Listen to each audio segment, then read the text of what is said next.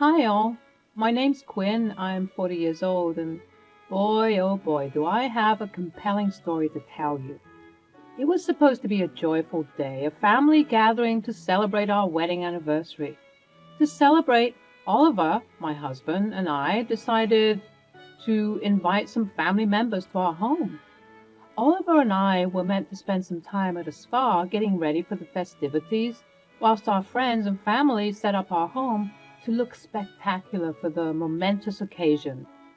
It was a quaint and cute idea, but unfortunately, my mother-in-law didn't think so. You see, my relationship with my mother-in-law was quite sour. Despite my best efforts to live amicably and peacefully with her, she was determined to insult and disparage me. Our relationship was basically a battlefield, with Hannah always relentlessly attacking my character and my worth. Unfortunately, this day, although it was a special occasion, was no exception to Hannah's deviousness. Once Oliver and I were done being pampered at the spa, we were ready to take on the day and enjoy ourselves with some family members in our lovely home. Of course, I was apprehensive of Hannah's potential antics, but I was hopeful that things would be better, at least on my anniversary, right? Wrong. As Oliver and I walked into our home, I couldn't shake off this certain chill in the air. Something was definitely amiss. Instead of being greeted with warm smiles and hugs and confetti, it appeared as though the friends and family who were present had just welcomed some strange alien creatures into the home. They were giving us cold and weird stares. Moreover, with more inspection, it turned out that the weird stares were only pointed in my direction. And it also seemed that the person with the coldest and harshest stare was coming from none other than my lovely mother-in-law. Oh, guys, look, it's time for us to welcome the adorable couple. Hannah, is everything all right? You seem different today. Is something bothering you? What's going on, everybody? Is no one going to congratulate us on our anniversary? Oh, darling, I wish I could congratulate you, but I'm afraid that we can't do that. Why not? Because Quinn is a thief. Excuse me? You heard me. You're a thief. Mom, what's going on? First, she stole you away from me, and now she's stolen this house. What? I was completely gobsmacked. Just what on earth was she thinking? Mom, what are you saying right now? This is my home, Ollie, and as such, Quinn can't be here. What on earth is going on with you? Why would you say such an awful thing? I thought that we would be welcomed kindly to enjoy our anniversary as a community. But clearly I was wrong. I knew that your negative energy would ruin everything. Huh. Get over yourself, Quinn. You have no right to be upset. I'm the one who should be throwing more of a fit here. Mom, I'm not sure what's going on, but please let's talk about this someplace private. No, don't bother. I've already told the people here everything. I told them the whole truth, and they agree with me. They believe that this house is mine, just as you promised me, Ollie. What? I can explain all of this, Quinn, trust me. What is there to explain? This house is mine, and as such, I need to impose some rules here. Quinn, you are no longer welcome in my house. What? What is the meaning of this? You have two options. I'm giving you an ultimatum. You can either leave this house right, or get a divorce and give me back my son. It's up to you. I simply couldn't believe what I was hearing. How could she be so cruel? I turned to Oliver and gave him a bewildered look, but he just returned the same look of discombobulation my way.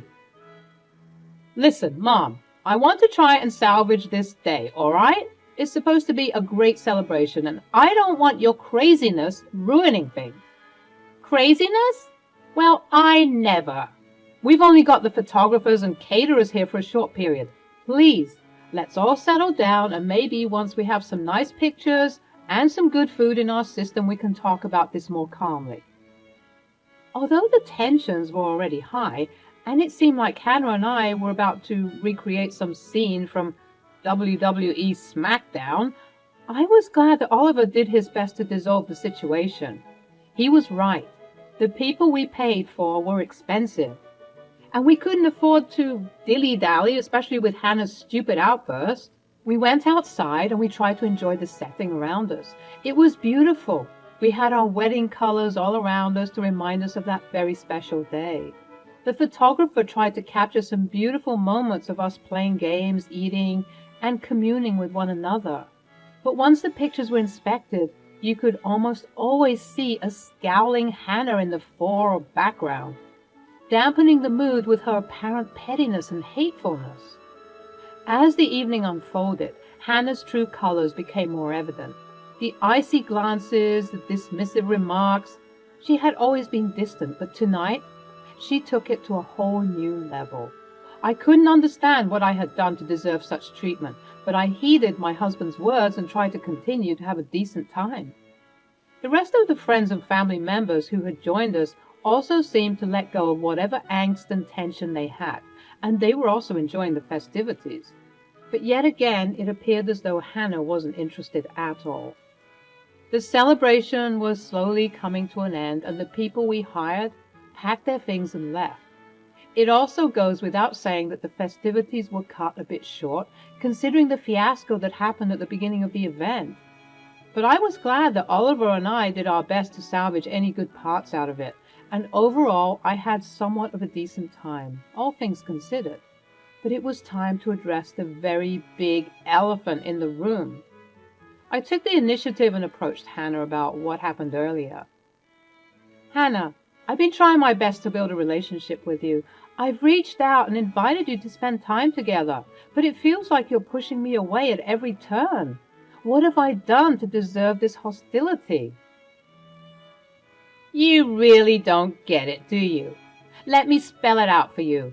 Quinn, my son bought this house for me, not for you. You were never meant to be a part of this family. As I stood there absorbing her hurtful words, my mind flashed back to all the instances where Hannah's animosity had seeped into our lives. The snide remarks, the undermining comments. She had always made it clear that she saw me as an outsider, an intruder in her son's life. And now that she was under the impression that this house belonged to her, she thought that she could do whatever she wanted. But there was one missing piece of this puzzle, and that was Oliver. Hannah kept on saying that Oliver got this house for her, so we obviously had to involve him in the equation. Hannah and I both beckoned to Oliver, who was chatting with some relatives. I assume he was doing a bit of damage control so that they wouldn't tell other relatives what they witnessed today. He jogged over to us, and that, my friends, was the beginning of a very shocking series of events unfolding. We need to talk about what happened today, Mom. That was not cool. What do you mean? You literally told me that this house is mine. I have zero recollection of me telling you that, Mom, and you know it. Oliver, that night you were drunk, but I'm sure you remember you said that this house is mine and that I could do whatever I wanted with it. Again, Mom, I don't know what you're talking about. Why would I give you this house? Gee, I don't know. Maybe because you love me? Of course I love you, Mom, but the way you tried to embarrass us this morning is not cool. On our anniversary, Hannah? Oh, don't you speak. Do you think you have a say in anything, especially on my property? I could call the police and get you kicked out for trespassing. I already told you before, it's either you get out or you get a divorce. Mom, why are you insisting on kicking her out? Even if it was your house, which it isn't, why do you want her out of here so badly? Because she disgusts me. I mean, just look at her. I don't want her here. You don't want me here? Fine, let me pack my things. Babe, wait. No, I'm sick of waiting. You're also to blame for this, Oliver. I don't know what your mother is talking about, but it seems like you had a heavy hand to play in her acting so entitled like this. And what's worse, You've been complicit in the abuse I've received from her, and you've done nothing about it. What do you mean? What am I supposed to do? Cut her off. Get a restraining order. You think you can get rid of me so easily? You think that Oliver would do such a thing to his mother? You must have lost your mind. Go and pack your things as you said. Chop, chop. I began to walk away, furious at how my life turned out. I had a witch for a mother-in-law and an idiot for a husband. Perhaps this was a blessing in disguise because I seriously needed to leave once and for all. As I walked inside the house, the pain and embarrassment from years of harassment began to course through me, and my heart sank. That woman really did hate me, and I didn't even know why. I had poured my heart and soul into this marriage, trying to create a sense of unity and love. And now she gave me this stupid ultimatum? As someone who doesn't believe in divorce, it was very hard to even entertain that option, especially when leaving her house just seemed easier. I was sick and tired of all the noise. I had to leave, at least to keep whatever peace was left in this place. Tears were streaming down my face as I packed my belongings. It was going to be a long night of weeping and packing, but I was determined to get it done ASAP so that I wouldn't have to see that woman's face for a minute longer. I made my way to the study room, collecting all of my documents, books, and files, when I stumbled across the deed to the house. I was shocked. I was wondering why it was out in the open so casually and carelessly. But thank God it was, because as I scanned the documents, I came across something very interesting. I stopped packing, decided that this was way too important, and I found Oliver and Hannah, who were still outside arguing about everything. I still don't know what you're talking about, Mom. I never gave this house to you. Yeah? Then why did the documents say otherwise? Which documents? These. From the distance, I could see Hannah searching her purse for something, but she was unable to find it. Are you looking for these? I held up the documents, making my presence known. She sent me a scowl, but I returned the gesture with extra ferocity, which took her aback. She was so used to my nice demeanor, but I was done playing the nice guy. It was time for me to claim what was rightfully mine. You see, I've gone through these documents, and there's nothing that entails that you are the owner of this house. In fact, it's only Oliver and I's names on the documents. What? That's impossible. Oliver told me. Whatever he told you clearly wasn't correct, because I have the real papers right here. Go on, look for yourself. Read it and weep. Hannah snatched the papers from me and scanned them viciously, scanning over and over again for a hint or a glimmer of her name somewhere. But alas, she was wrong. There was no mention of her anywhere. What? I don't feel so good. To my Oliver's and the remaining guests at the function's surprise, Hannah's eyes rolled to the back of her head and she had lost her balance. She fainted. She hit the ground and was knocked out cold. We all gasped, and Oliver picked her up and put her inside the house. We did our best to fan her and keep her cool so that she could wake up, and after about a minute or so, she began to regain consciousness. What happened? Where am I? You passed out from the shock of realizing the truth. You did this to me. I didn't do anything to you. I just showed you the truth. Let me get you some water, and when I come back, we are settling this dispute once and for all. Oliver went to the kitchen while I said goodbye to our remaining guests after they ensured that Hannah was okay. We had a long night ahead of us, and we were determined to get to the bottom of everything. Okay, Mom, here you go. Now please tell us everything that you know. It was the night of the Christmas party that we had a couple of months ago. You were drunk. He wasn't drunk. He was completely wasted. He couldn't even remember his name. Okay, fine, whatever. He was wasted, and he told me that he loved me so much that he wanted us to be closer. Everyone says that when they're drunk, Mom. Yes, I know, but you were talking about giving me gifts. Okay, what gifts exactly? You were promising to give me trips to the Maldives, Morocco, and Fiji. You also said that you'd buy me a new air fryer, and you also said that you were gifting me this house. You mean to tell me that your antics today were all based on promises that were made when Oliver was absolutely sloshed? Are you insane? Those don't count.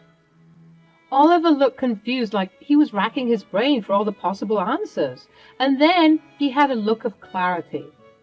Mom, I'm beginning to remember that night now, and I remember saying that I'd give you gifts, yes. Ha! You see? I also remember saying I'd give you a house. Double ha! But I didn't say that I'd give you this house. What? I told you that I'd give you a house, not this house. And I made that very clear as well. I don't remember that. Well, let's jog your memory a bit then. I ran upstairs to access the security camera footage, and I brought it back down for Oliver to check out. He accessed the footage from the Christmas party, and lo and behold, there was the evidence. There was a very drunk Oliver holding on to his mother, promising her that he would buy her many things, including a house. Oliver's mother then said, "You said you'd get me a house. Will it be this house?" "No, not this house. Where would I and Quinn live?" "You can take the other house, darling. I want this house." "I'll get you a house, okay, a house. And I'll make sure I put my name on the deed for this house." "What?" "Oh, nothing, dear. I think you need to head to bed." We looked up from the iPad to see Hannah looking very sheepish, like a child who's been caught shoplifting. "So, what do you have to say for yourself, Hannah?" I can't. Wait, if you knew all along that this was your plan, then why were you so shocked that you fainted? Was that all part of your plan to garner sympathy and attention? You weren't even fast enough. How could you let your mother fall to the floor? Unbelievable. I've had enough of your antics, Mom. You've taken this way too far. You think that that's okay? To toy and manipulate people like that? Ollie, baby, don't baby me. You deliberately ruined our anniversary all because you want this house. Well, you're never gonna get it. What about the other house? You're not getting that either. In fact, you're not gonna get anything from me anymore. I'm removing you from my will. Hannah and I both gasped in unison. It was so shocking to hear Oliver so angry. He'd never been this angry before. "Quinn, I am so sorry that I wasn't adamant enough with my mother. I really didn't know that her hatred ran this deep." "Oliver, that's no way to speak to your mother." "You're in my house, so shut up." "Babe, you don't have to apologize." "Yes, I do. I didn't do enough, but that all changes right here, right now." Oliver kicked his mother out of the house, and all the while she was flabbergasted at her son's behavior. She was so used to him groveling at her feet that this was certainly something that shocked her. Him standing up for himself. Oliver, fueled by anger and disappointment, made his bold decision to remove Hannah from the house and even remove her from his will. True. The very next day, he met with the family lawyers to make sure that this change was being processed. It was a necessary step to protect our future and to ensure that justice was served. As the days unfolded, Hannah's bitterness and desperation became evident. She attempted to reach out to Oliver incessantly, bombarding him with phone calls and messages, but Oliver, steadfast in his decision, ignored her attempts to manipulate him once again. He vowed to shield me from any more malicious attacks orchestrated by Hannah or anyone else who dared to harm us. Meanwhile, I reveled in the newfound peace and security of our home. No longer did I have to endure Hannah's constant presence, her belittling remarks, and her attempts to undermine our happiness. The house became a sanctuary, a symbol of our triumph over her deceit. Hannah, on the other hand, found herself in a state of bitter defeat. sulking in the aftermath of her exposed lies. She was left to ponder the consequences of her actions. The house, once envisioned as her domain, now stood as a monument to her deception. It was a fitting reminder of the price she paid for her treachery. In the grand scheme of things, justice had been served. Hannah had been stripped of her false sense of entitlement while Oliver and I forged ahead, determined to build a future rooted in honesty, communication, compassion, love, and trust. Our bond grew stronger, forfeited by the shared experience of overcoming adversity. As time went on, Hannah's attempts to reconcile were met with resolute silence from Oliver. He remained true to his promise of protecting me, ensuring that we could move forward without the looming shadow of her manipulations. It was a promise he kept with unwavering determination. Today, I find solace in the comfort of our home, the home that was meant to be a haven for us. Every corner holds memories of our love and resilience, serving as a constant reminder of the victory we achieved. Hannah's presence is nothing more than a distant memory, fading into the background as we embrace the life we have created. Oliver's resolve to protect me never wavered. He stood as a pillar of strength, shielding me from any potential harm that Hannah might still attempt to inflict upon us. He made it clear to her, and to anyone who dared to question our unity, that we were a united front, a force to be reckoned with. As the days turned into weeks, and the weeks into months, Hannah's attempts to reconcile with us diminished. She slowly realized that her deceit and ill intentions had driven an irreparable wedge between us. The consequences of her actions had left a lasting mark on her own life, and she was left to grapple with the bitter aftermath. Meanwhile, our home flourished with love and laughter. The wounds inflicted by Hannah's hurtful words began to heal, replaced by an atmosphere of acceptance and support. Oliver's unwavering commitment to our happiness was evident in every action and every word. Together, we maintained this sanctuary, a place where we could thrive and grow, untouched by the toxicity of the past.